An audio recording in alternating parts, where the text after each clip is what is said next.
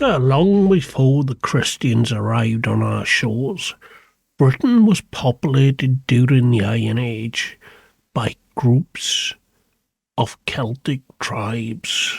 And these are Celtic tribes, not because there was some mass invasion from southern Europe, but they classified as Celtic tribes because of their commonality in their language and their culture. And that extends very much into their religion and their belief system too. So the question arises, what was their belief system? And how do we know what they believed?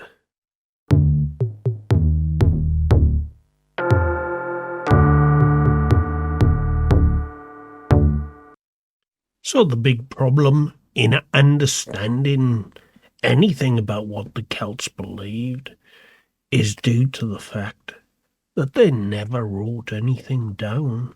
But that doesn't mean that we don't know anything about what they believed.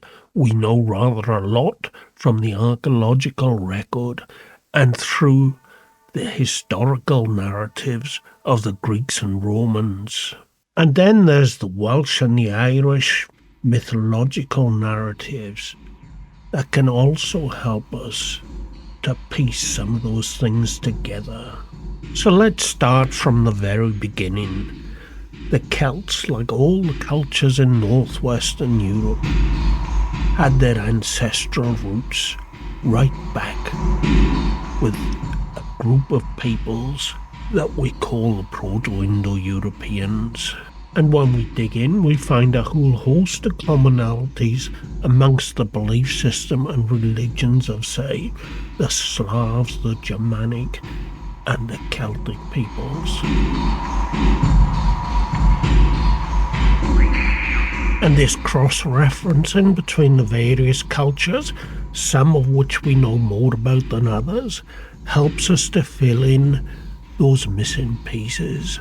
So what is it that we do know about them?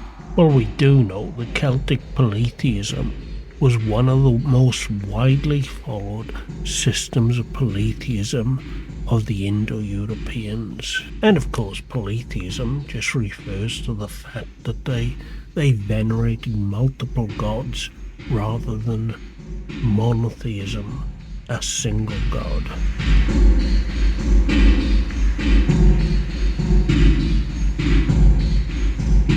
So that being said, does this imply that they all believed in exactly the same gods and goddesses? It does get a little bit more complicated than that. There were pan-Celtic deities, and then each tribe may have had their own local deities.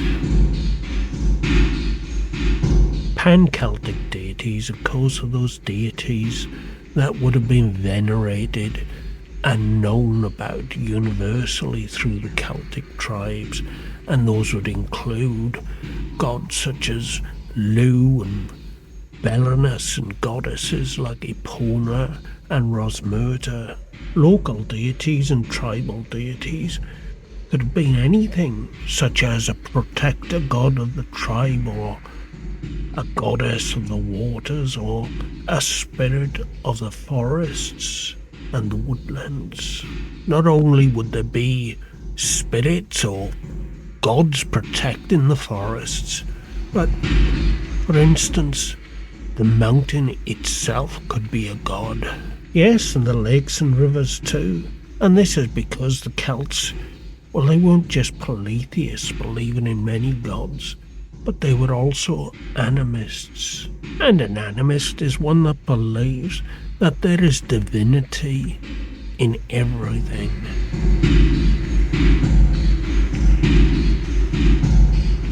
And so for the Celts, the mountains and the rivers and the lakes and the sea, well, they all had a certain personality. And if it had a personality, then it had a soul.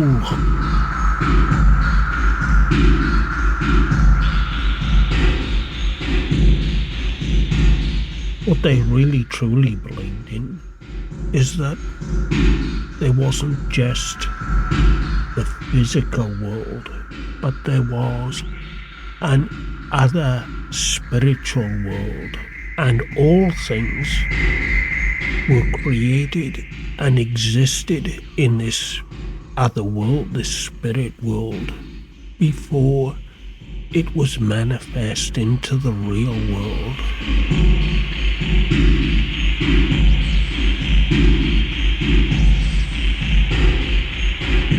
And we see this when we look into the stories and the mythology that's been handed down, and also through the archaeology that tells us just how sacred they held the waters.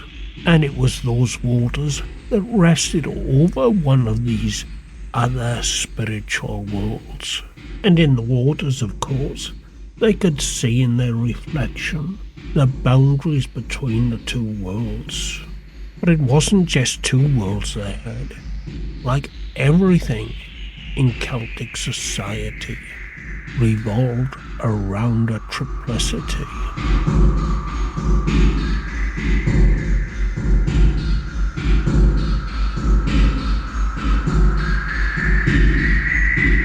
So that sacred number 3, the sky, the earth and the sea, the three mothers, the upper world, the middle world and the underworld. And this was reflected in society too, with the three classes in society: the priesthood, the warrior and the craftsman.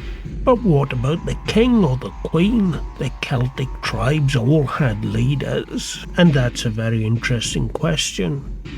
And when we look to other cultures, we get confirmation of this, that the king or the queen was seen as a physical representation of divinity.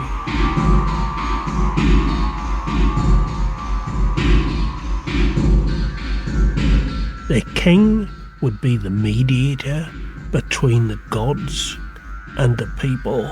And when things went bad for the people, well, to them it was quite clear that their king no longer held the confidence of the divine.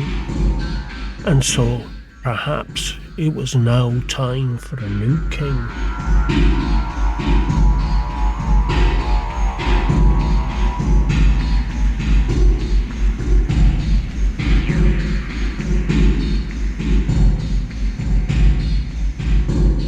So what do we know so far?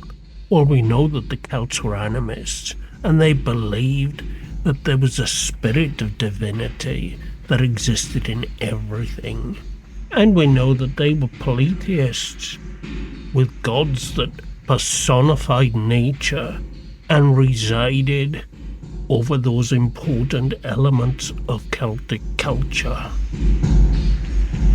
such as a god of warfare and a god of the craftsman, and of course a god that took care of farming and agriculture. And what about these other worlds I was talking about? These mysterious other worlds. What were they? And what did they believe in after they'd left this mortal world? What happened to them then?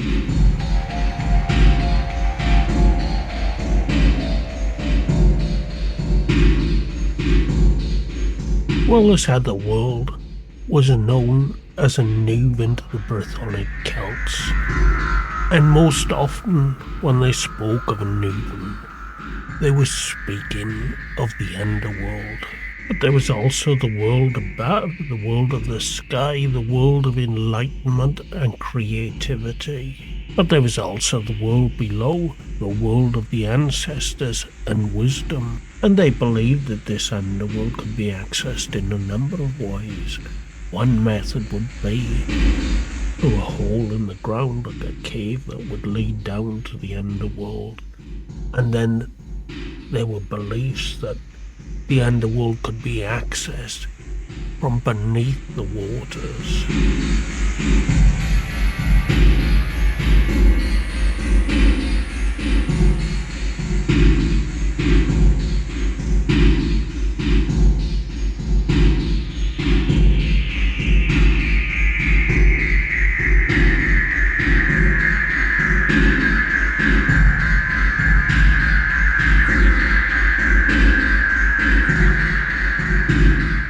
And there were others that believed that the other world could be reached by travelling across the seas, westward across the seas to where the sun sets, to reach a mysterious island, the island of the ancestors. And if you cast your mind back to the mythological stories of King Arthur and his death, and how he was put on a boat and sailed across the waters to the mysterious island of Avalon, we can there perhaps see some truths being handed down to us in this mythological legend of King Arthur and his resting place on the mysterious island of Avalon, and the Celtic idea of the other world, Anubin. I hope you've all enjoyed this discussion on Celtic beliefs and religion, and if you have, and don't forget, give us a thumbs up and subscribe to the channel if you're not already. And with that, I'll see you again very soon.